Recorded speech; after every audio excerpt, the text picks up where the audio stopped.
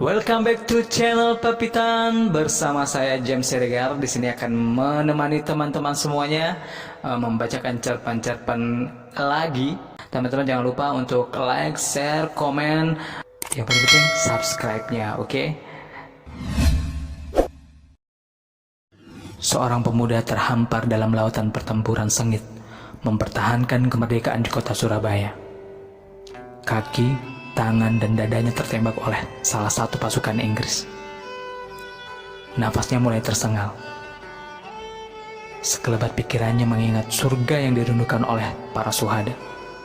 Demi Allah, ia tak akan pernah menyesal dengan kematiannya. Sedikit penyesalannya hanya karena ia akan meninggalkan seseorang yang dicintainya dan meninggalkan para santrinya. Pesan dari Kiai Hasyim Asy'ari kepada seluruh warga Indonesia menjadikan pegangan prinsipnya. Semua tubuhnya mulai terasa dingin. Apakah akhirnya akan selesai? Atau bahkan ini adalah awal? Apakah kita akan menang? Ingin rasanya memastikan. Namun apalah daya. Padahal nyawa ini tinggal sehasta.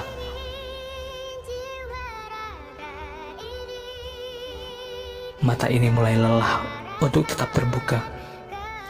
Lambat laun, jendela kehidupan ini mulai menutup hingga mengintip sampai semuanya menjadi gelap.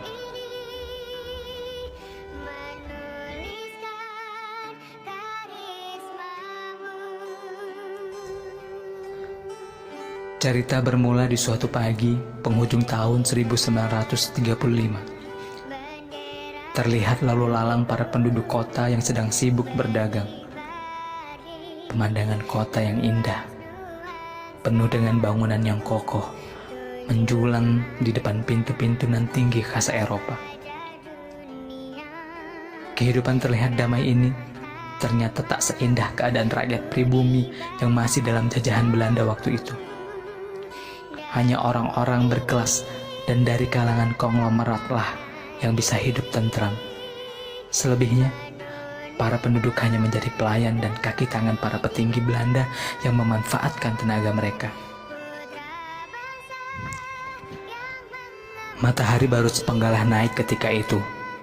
Dari perempatan jalan kota, terlihat mobil klasik keluaran terbaru Citroen C4G 1932. Warna mobil hitam mengkilat dengan dua lampu sen besar seperti dua mata katak. Di dalam terlihat sepasang suami istri dan juga gadis kecil berusia 5 tahun yang imut dan manis. Ia memandang keluar jendela sambil tangannya menunjuk sesuatu. Kemudian ia menoleh ke mamanya. "Mbak, lihat orang tua itu. Kasihan dia. Kurus, namun membawa beban yang berat di pundaknya."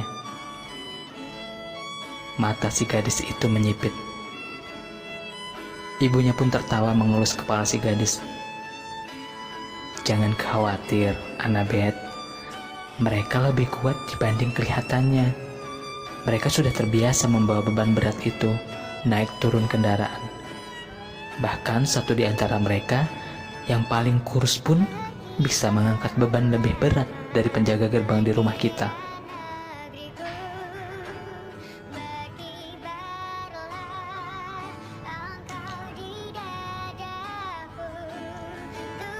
Tak terasa, perjalanan mulai menjauhi kota Surabaya, bergerak ke arah timur. Mereka mulai memasuki hutan belantara. Mobil itu juga dijaga 6 ofisir Belanda yang berkuda. Matahari semakin tinggi, suhu udara semakin panas. Dalam bayangan tingginya pohon, tetap saja tidak berdaya terhadap ganasnya panas terik siang itu. Dari balik semak-semak, terlihat seseorang dengan bambu runcing di tangan kanannya, mengintai mobil berwarna hitam pekat beserta para penjaganya. Anna dan ibunya di dalam mobil, dengan ceria bernyanyi-nyanyi lagu kebangsaan Belanda. Tiba-tiba dari arah Jam 2 meluncur busur panah yang tepat menembus salah satu dari officer Belanda. Keadaan semakin panik di saat puluhan orang dari semak-semak keluar dan menyerang para officer Belanda itu. Mereka kalah jumlah dengan para penyamun itu. Mobil berusaha melarikan diri, sedangkan sebagian dari para penyerang itu ada yang mengejar mobil. Mobil berlari cepat masuk ke dalam hutan belantara. Semua keluarga di dalam pun panik. Ana hanya bisa berteriak dan memeluk mamanya. Salah satu dari para penyerang itu membidik panah tepat mengenai sopir mobil tersebut, hingga mobil itu berhenti dan menabrak pohon besar. Dari dalam mobil, ayah Ana keluar dengan membawa pistol. Ia sendirian menembaki sekelompok perampok itu. Namun, nasib ayahnya sama dengan officer-officer lain. Kini tinggal Ana dan ibunya di dalam.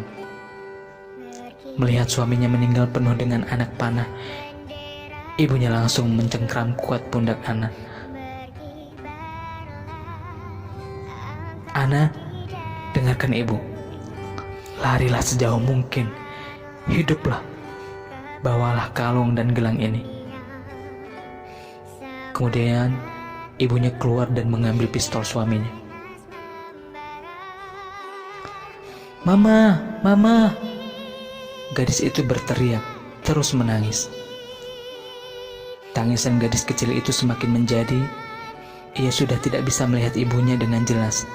Matanya yang memerah penuh air mata yang mengalir di pipinya yang merona merah. Tiba-tiba pandangannya semakin kabur. Perlahan demi perlahan, hingga semuanya menjadi hitam.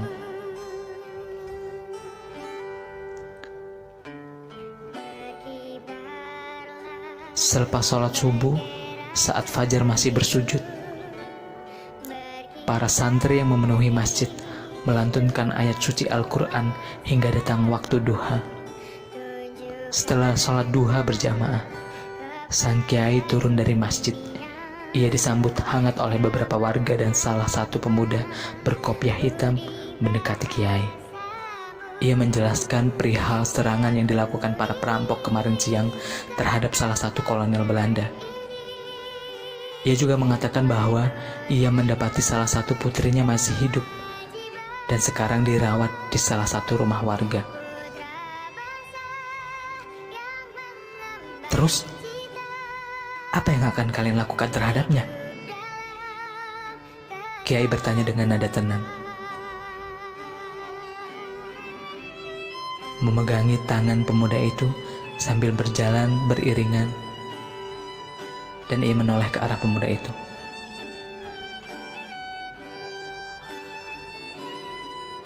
Bagaimana kalau kita jadikan tawanan, Kiai? Ia mencoba mengusulkan. Jangan. Bukankah Rasulullah selalu mewanti-wanti para sahabatnya ketika perang agar membiarkan para wanita, anak kecil dan ahli ibadah tidak menyakiti mereka? Bukankah itu juga yang telah aku ajarkan kepada kalian? Kiai menghela nafas. Para pemuda hanya mengangguk. Terus, kita harus bagaimana?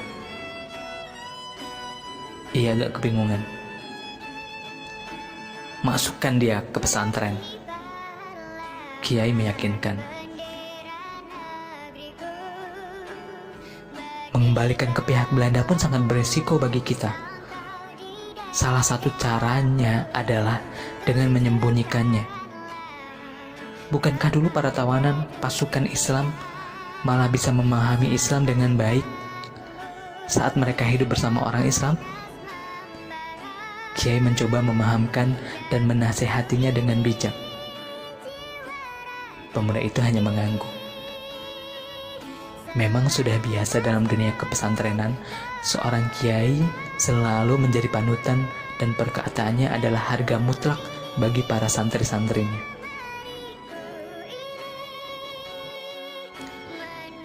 Jadi apakah Kiai serius ingin memondokkan dia? walaupun belum ada jaminan juga ia akan masuk Islam.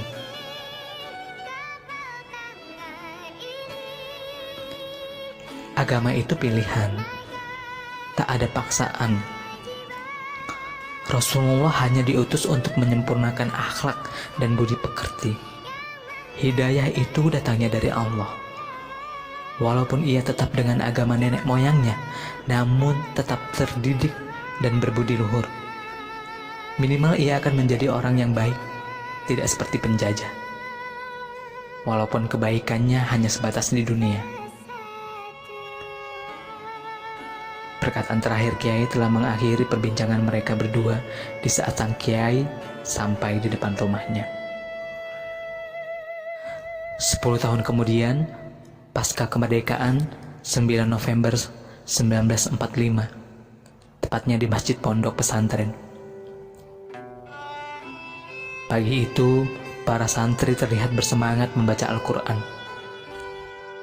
Kabar tentang gerakan mempertahankan kemerdekaan semakin memanas.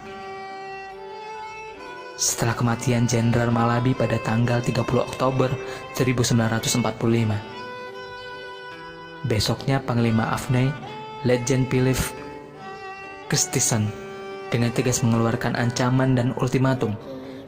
Jika para pelaku serangan yang menewaskan Brigjen Malabi tidak menyerahkan diri, maka pihaknya akan mengerahkan seluruh kekuatan militer darat, udara, dan laut untuk membumi hanguskan Surabaya.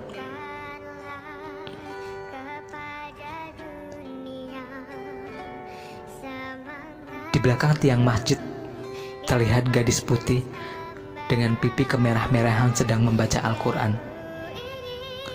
Semenjak kejadian suramnya ketika ia melihat kedua orang tuanya tewas di hadapannya, kini ia sekarang menjadi anak angkat keluarga Kiai. Namanya kini adalah Ana Abidah. Di sampingnya duduk seorang ibu angkatnya berperawakan agak gemuk namun berwibawa bernama Miskiyah. Setelah selesai mengaji Al-Quran, para santri mendengarkan seorang pemuda yang dengan tegas dan jelas menerangkan ilmu agama di depan mimbar. Gadis itu menatap wajah pemuda yang penuh cahaya di hatinya. Tak ada yang tahu apa yang dipikirkan gadis itu. Gus Ilzam merupakan salah satu pengganti Kiai yang telah wafat 3 tahun lalu, sekaligus menjadi kakak angkatnya juga. Melihatnya berceramah berkobar-kobar, memotivasi para santri dan warga untuk berperang, siap mati untuk mempertahankan negara NKRI. Ia teringat waktu bertemu dia pertama kali. Saat ia baru saja sadar dari tragedi kematian kedua orang tua. Rasanya ingin sekali mengikuti mereka. Aku yang hanya terdiam di kamar melihati kalung perak bulat berbentuk lambang matahari dengan ukuran agak besar dan gelang terbuat dari rajutan jerami, membuatku mengingat mereka. Aku selalu memukul dan membentak orang pribumi yang mendekatiku. Ingin rasanya aku menyusul mereka. Tak mau makan. Bahkan aku sempat membuang nasi tepat di wajah wanita yang kelak menjadi ibu angkatku.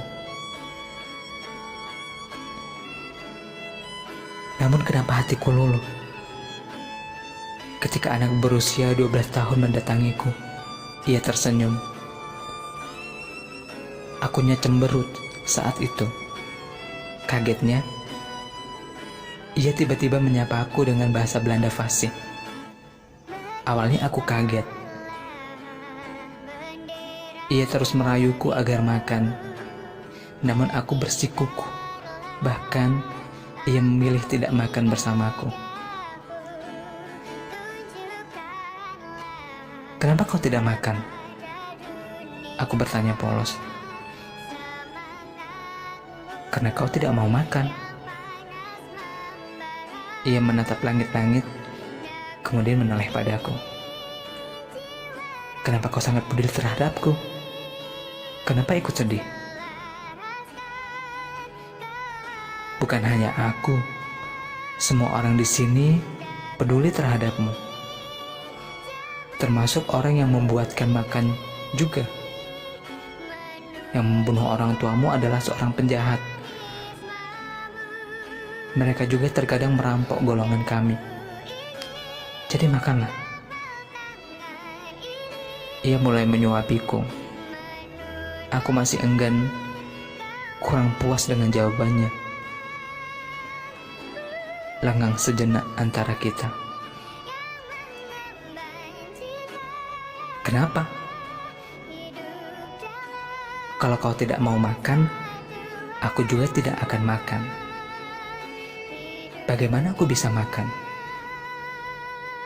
Apalah arti impianku menyelamatkan negeri ini jika aku tidak bisa menyelamatkan nyawa seorang gadis cantik di hadapanku?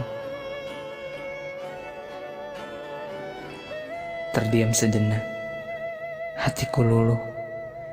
Ia mengingatkanku dengan kakak kandungku di Belanda. Lebih-lebih ia berbahasa Belanda. Kemudian ia kembali tersenyum, mencoba menyuapiku. Ayo, buka mulutnya. Tangannya menyodorkan sendok. Aku makan dengan lahap ketika itu. Aku mulai nyaman bersamanya. Tak lama setelah itu, Kiai menjadikanku anak angkatnya. Dan sering Kak Ilza mengajakku bermain, dan ia juga selalu menggendongku saat pulang sore. Pernah suatu hari aku tersesat. Hingga malam tiba, ketika itu aku sempat membayangkan Kak Ilzam yang datang sebagai kolong wewe. Sampai aku menggigit tangannya hingga berdarah. Saat ia memelukku, ia menyuruhku agar merasakan detak jantungnya. Akhirnya aku sadar dan meminta maaf. Ia hanya tersenyum, kemudian menggendongku pulang. Hingga saat usiaku mulai menginjak 9 tahun, barulah ia menjaga jarak, menjauhi fitnah, karena kami tidak memiliki hubungan darah. Terlebih, sejujurnya aku sudah mulai jatuh hati kepadanya.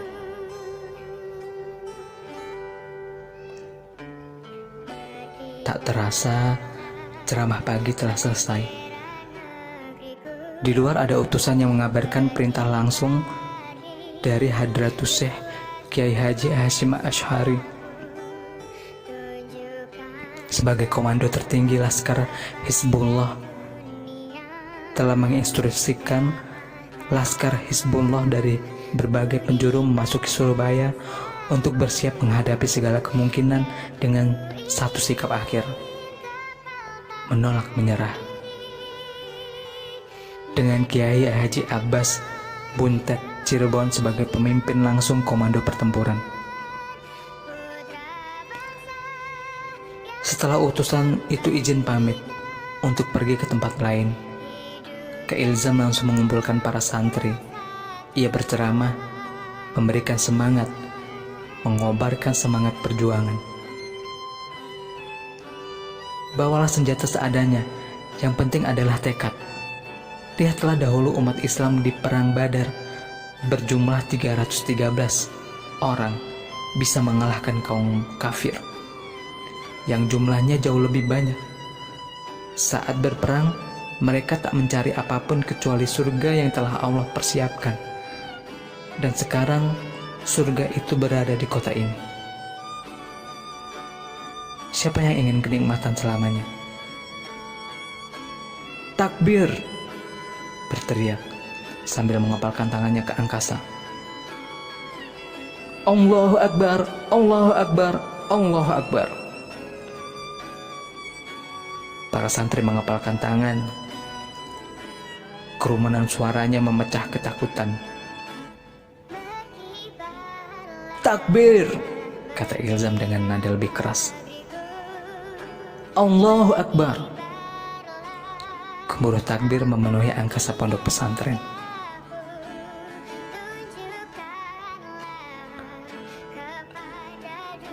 Aku yang melihat dari luar sedikit merinding melihat sekumpulan santri dan semangat Kak Ilzam. Sedikit merasa takut kehilangan seseorang yang aku gemari semenjak kecil. Setelah sebelumnya gara-gara Belanda, aku harus kehilangan Abah Kiai. Apakah Kak Ilzam juga?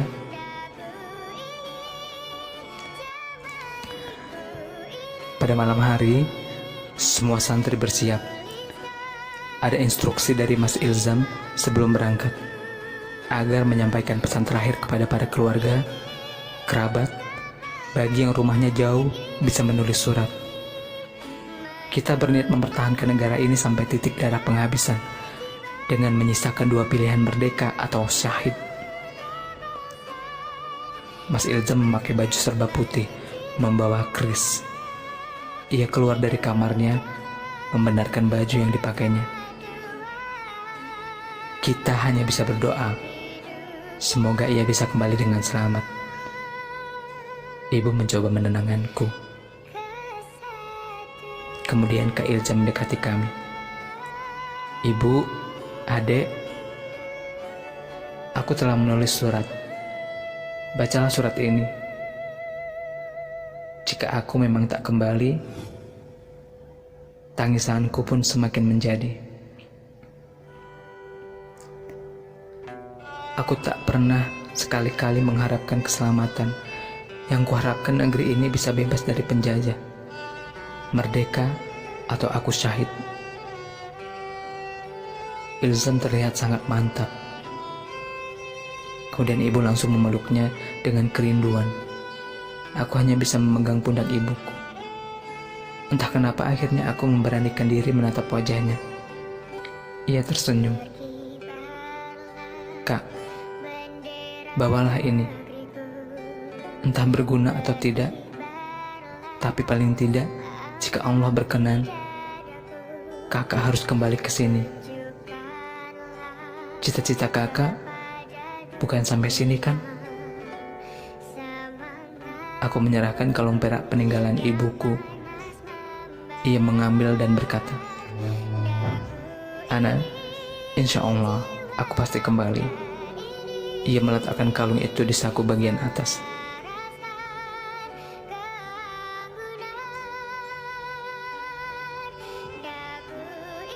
Tepat pada jam 11.30 atau tepat pada jam 23.00, Gubernur Surjo mengumumkan melalui radio keputusannya bahwa Surabaya akan melawan sampai titik darah penghabisan. Dan kemudian akhirnya mereka berangkat. Puluhan tank, pesawat tempur dan kapal perang beserta puluhan ribu pasukan militer menyerang Surabaya sejak jam 6 pagi.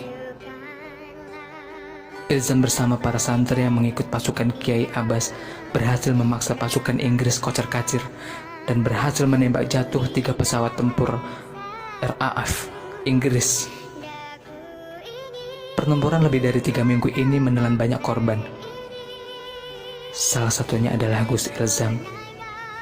Sebagian saksi mengatakan bahwa kakinya tertembak saat menyelamatkan warga sipil.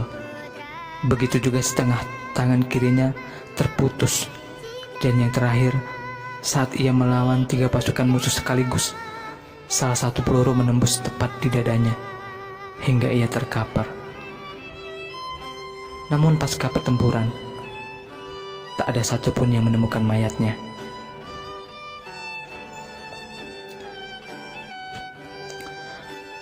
Tahun 1962, pondok pesantren bersejarah ini menjadi saksi atas kematian para pejuang.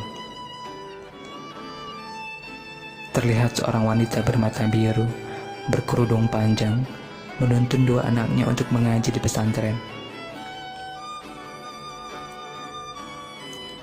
Ayo, sowan ke Abah dulu. Aisyah, Khadijah. 2 bidadari kecil itu langsung menyalami seseorang yang memakai kursi roda. Setelah keduanya bersalaman, kini perempuan itu yang mencium tangan lelaki tersebut. Lelaki itu kemudian memegang kepalanya dan mencium keningnya. Terlihat kembang senyum merekah dari wanita itu. Ia memandang dalam lelaki itu. Abah Ilzam, Ana pamit mengantarkan bidadari kecil kita dulu ya. Sambil bangkit dari duduknya, memandang suaminya penuh cinta. Ia hanya membalas dengan isyarat senyuman. Di depan gedung pondok yang sekarang memiliki ribuan santri dan santriwati itu, terdapat figura berisi kalung perak yang bengkok. Terdapat figura berisi kalung perak yang bengkok. Sang mata biru itu menjadi saksi keajaiban kemerdekaan Indonesia.